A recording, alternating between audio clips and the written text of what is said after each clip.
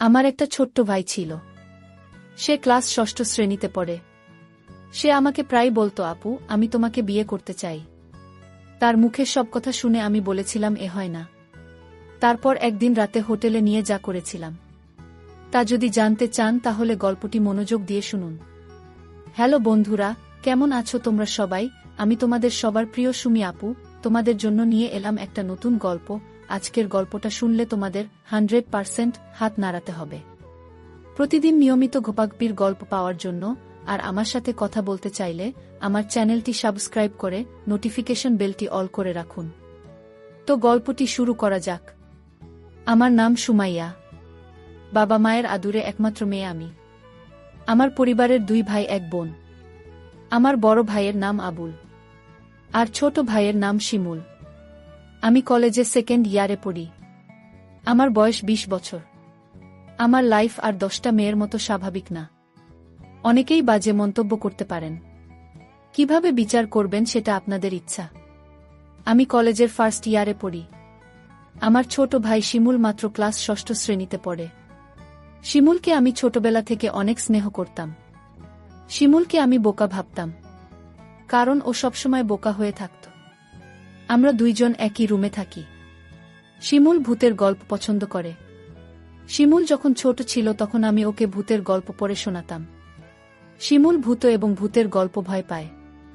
শিমুলকে যখন ভূতের গল্প শুনতাম তখন গল্প শুনে ভীষণ ভয় পেত, কিন্তু তারপরেও গল্পগুলো শুনতে। কলেজে ওঠার পর আমার মনটা সব সময় অস্থির হয়ে থাকত। কলেজের ছেলেগুলো সবসময় আমার পিছনে লেগে থাকত। আমি কাউকে পাত্তা দিতাম না, কারণ আগে মনে করতাম আমার পরিবারের সবাই খুব সম্মানিত।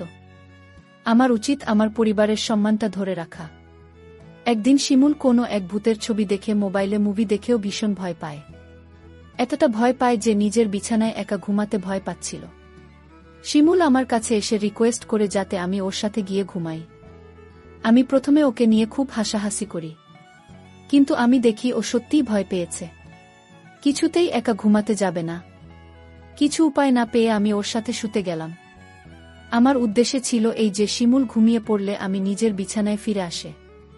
অনেকক্ষণ হয়ে গেলে আমি ভাবলাম শিমুল ঘুমিয়ে পড়েছে। নিঃশব্দে ওর বিছানা ছেড়ে নিজের বিছানায় চলে এলাম। কিছুক্ষণ পর শিমুল ঘুম থেকে উঠে বসে। আমি দৌড়ে নিজের বিছানায় ছেড়ে ওর কাছে গেলাম। ভয়ে চিৎকার করছে। আমি শিমুলকে বললাম, কি হয়েছে তোর? শিমুল বলল, আপু, তুমি আমাকে রেখে অন্য রুমে চলে গেলে কেন?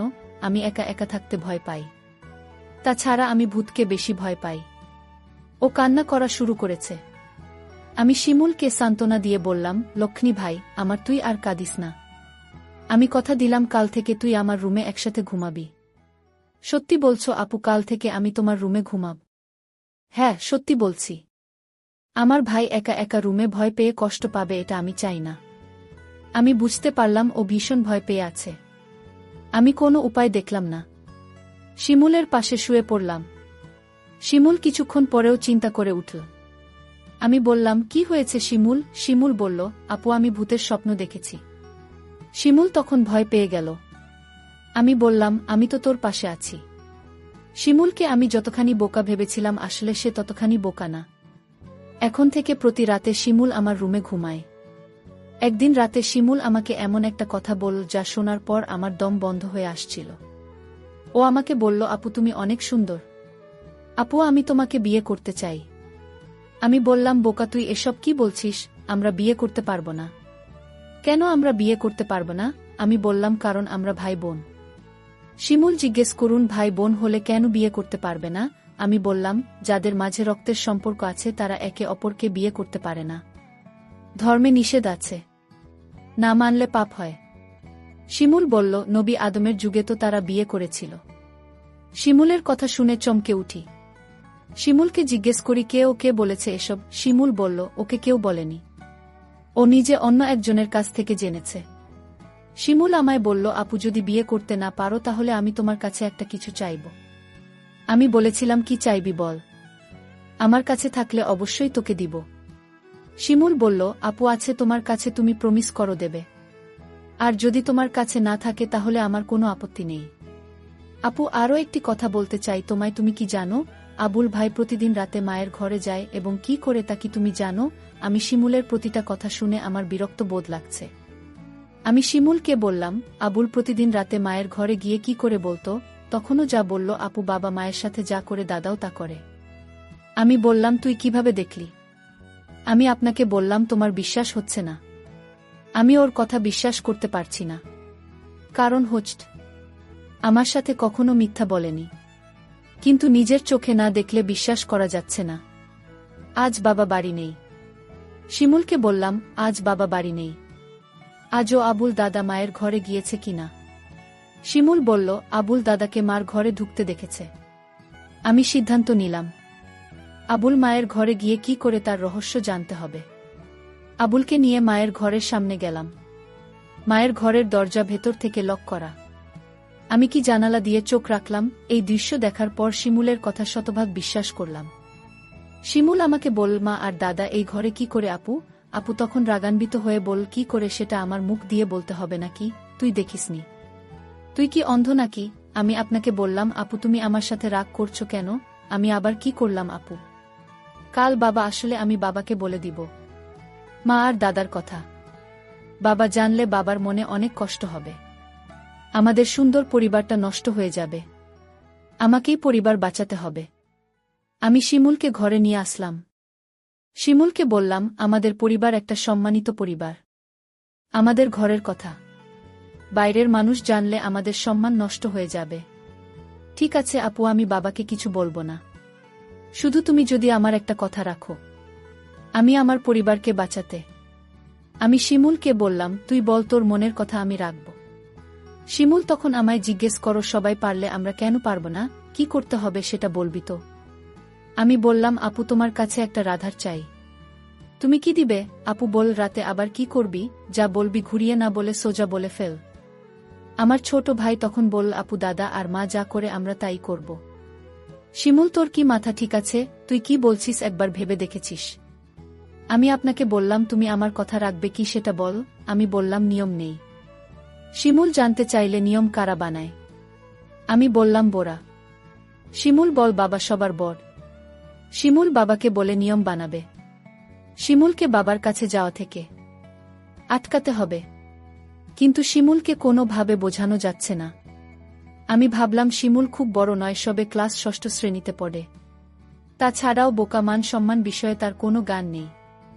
আমি বললাম, আমি যদি শিমুলের কথা রাখি তাহলে ওকে চুপ রাখা যাবে, মা আর দাদার ঘটনা বলা যাবে না। আমি বললাম, সীমন্তর কথায় আমি রাজি, তবে একটা শর্ত আছে। শিমুল বলল, কি শর্ত আপু? আগামী মাসে বাবা মা আমাদের পরিবারের সবাই ঘুরতে যাব চট্টগ্রাম। আর যেদিন আমরা চট্টগ্রাম যাব সেদিন তোর ইচ্ছা পূরণ করব। আমি বললাম, ঠিক আছে। আমি সেই অপেক্ষায় রইলাম। 1 মাস পর বাবা আর মা আমাদের সবাইকে ডেকে বললেন তারা চট্টগ্রাম যাবেন ঘুরতে। তাই আমাদের সবাইকে জানিয়ে দিলেন। আমি বাবার কথা শুনে আমার অনেক ভালো লাগছে। এতদিন পর আমার মনের ইচ্ছা পূরণ হবে।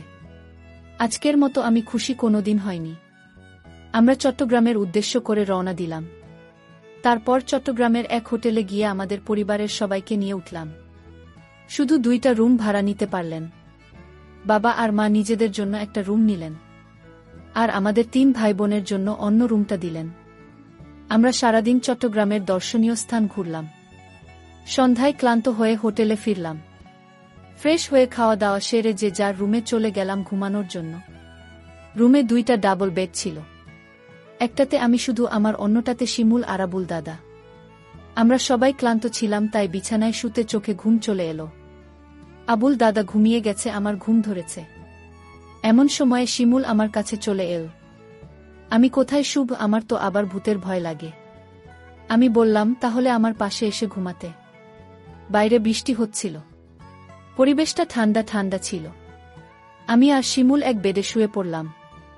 রাত যখন গভীর হল, আমি আপুকে কানে কানে বললাম, আপু আমার কথাটা মনে আছে তো? আপু বলল, মনে আছে। আপু বলল, এখন চুপচাপ ঘুমিয়ে পড়ো। আমি আপনাকে বললাম, আপনি ঘুমালে হবে। তাহলে তুমি যে আমায় কথা দিয়েছিলে তার কি হবে? আপু বলল, শোন, আজ তো পাশের বেডে আবুল দাদা শুয়ে আছে। বড় ভাই যদি জেগে যায় তাহলে সমস্যা হবে। আমি আপনাকে বললাম তাহলে এখন কি উপায়? আপু বলল, তুই চিন্তা করিস না, কালের একটা ব্যবস্থা করব। আপু, কাল কি ব্যবস্থা করবে? আজ পারলেন না, এখন তুমি বলছো কাল পারবে।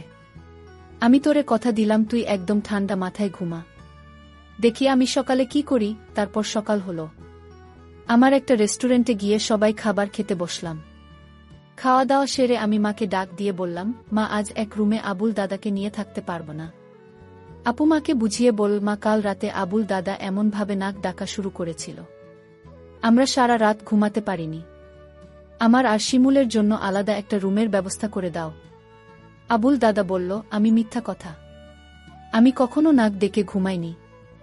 আবুল দাদাকে আমি বললাম, না, আপনি ঠিকই বলেছেন, দাদা রাতে প্রচুর নাক ডাকে, আমিও সারা রাত ঘুমাতে পারিনি। আমার খুব ভয় করে, তার চেয়ে বরং আমাদের অন্য একটা রুমের ব্যবস্থা করে দাও। বাবা বলল, ঠিক আছে, তারা যখন এত করে বলছে তাহলে তাদের জন্য আলাদা একটা রুমের ব্যবস্থা করে দিলে ভালো হয়। আমি বাবার কাছে গিয়ে বললাম, অনেক অনেক ধন্যবাদ বাবা। বাবা তখন আমার আপুর জন্য আলাদা একটা রুম ভাড়া নিল। আমরা সবাই রাতের খাবার খেয়ে প্রত্যেকের রুমে গিয়ে শুয়ে পড়লাম। আমি আর আপু আলাদা একটা রুমে গিয়ে শুয়ে পড়লাম। রুমের বেডে এত ছোট ছিল যে দুজন থাকা খুব কষ্ট হচ্ছিল। হঠাৎ দেখলাম আপনি ঘুমিয়ে গেল। আমি আপুকে ডাক দিয়ে বললাম, এই আপু, তুমি ঘুমিয়ে গেলে? আমি আপুকে জোরে জোরে ডাকতে লাগলাম। আপু আমার কথা শুনছে না। আমি রাগান্বিত হয়ে আপুকে বললাম, আপু তুমি উঠছ না কেন? কিছুতেই আপু আমার কথা শুনছে না। আমি আপুকে গ্লাস থেকে পানি নিয়ে তার মুখে ছিটা দিলাম, তাও আপু উঠছে না। আমি আপনাকে বললাম, এই আপু, আমি কিন্তু এখনই বাবাকে দাদার ঘটনা সব বলে দেব, তুমি যদি নাও তো। তা ও দেখছি আপু ওঠেনি। আমি ভয় পেয়ে গেলাম, আপনি ঘুম থেকে কিছুতেই জাগাতে পারছি না। আমি আর কোনো উপায় না পেয়ে বাবাকে ডাক দিয়ে বললাম, বাবা, আপুকে এই যে ডাকছি, আপনি তো ঘুম থেকে উঠছে না। বাবা বলল, রাত অনেক হয়েছে, তোর আপন মনে হয় গভীরভাবে ঘুমিয়ে গেছে, যা তুমি শুয়ে পড়ো, সকাল হলে ডাকতে হবে না, এমনিতেই উঠে যাবে। আমি বাবাকে বললাম, বাবা, তুমি বিষয়টা বুঝতে পারছো না। আমি আপুকে পানির ছিটা দিলাম, তাও তো উঠছে না। মা তখন আমায় বলল, তুই কি বলছিস? মা তখন আমার সাথে আপুর রুমে আসলো। মা আপুকে ডাক দিল, কোনো সাড়া নেই। মা তখন চিৎকার করে উঠল, মা কান্না করা শুরু করে দিল, আমার মেয়ে আর বেঁচে নেই, ঘুমের ঘরে মরে গেছে, আমার কি সর্বনাশ হয়েছে। সবাই রুমে আসলো আর চিৎকার করে কান্না করতে লাগল। কিন্তু আমার মনে সন্দেহ ছিল না, না, আপু এভাবে মরতে পারে না। আমি এসব ভাবতে ভাবতে আপনার বিছানায় একটা চিঠি লক্ষ্য করলাম। চিঠিটা আমি খুলে পড়তে শুরু করলাম। চিঠিতে লেখা ছিল, শিমুর ভাই আমার, তুই আমাকে ক্ষমা করে দিস। আমি তোর কথা রাখতে পারিনি, কারণ দাদার ঘটনা দেখার পর থেকে আমার মন থেকে বাঁচার ইচ্ছা চলে গেছে। সেদিনই আমি সিদ্ধান্ত নিই, এই পরিবারে আমি বেঁচে থাকতে পারব না, কারণ যে পরিবারের সম্মান থাকে না, মায়ের কার্যকলাপ আমার কাছে ভালো লাগে না। আর তোকে আমি মিথ্যা আশা দিয়েছিলাম, কারণ আমি চেয়েছিলাম দাদা আর মায়ের বিষয়টা কেউ না জানুক। কিন্তু তুমি বারবার আমায় বলছিল, তোর কথা যদি আমি না রাখি তাহলে দাদা আর মায়ের কথা তুই বাবার কাছে বলে দিবি। আর আমি কোনো পাপ করতে চাইনি, তার চেয়ে বরং আমি উপরে চলে যাই। তুই যদি সত্যি তোর আপনকে পরকালে ভালো রাখতে চাস তাহলে দাদা আর মায়ের কথা কিছুতেই বাবাকে বলিস না। আমি আপুর চিঠি লেখা পড়ে আমি চিৎকার করে কান্না করছি আর বলছি, আপু তুমি একবার উঠে আস, আমি আর কোনোদিন তোমাকে কিছু বলবো না। তাও তুমি উঠে দাঁড়াও। কিন্তু মানুষ মরে গেলে কি আর জীবিত হয়? প্রিয় বন্ধুরা, গল্পটি ভালো লাগলে অবশ্যই কমেন্ট করে জানাবেন। আর নিয়মিত এমন আলাদা স্বাদের গল্প শুনতে ভিডিওটিতে লাইক এবং চ্যানেলটিকে সাবস্ক্রাইব করে সাথেই থাকুন। আর হ্যাঁ, নোটিফিকেশন বেলটি অল করে রাখবেন, যাতে পরবর্তী গল্প সবার প্রথমে আপনাদের কাছে পৌঁছে যায়। ধন্যবাদ বন্ধুরা, ধন্যবাদ সবাইকে।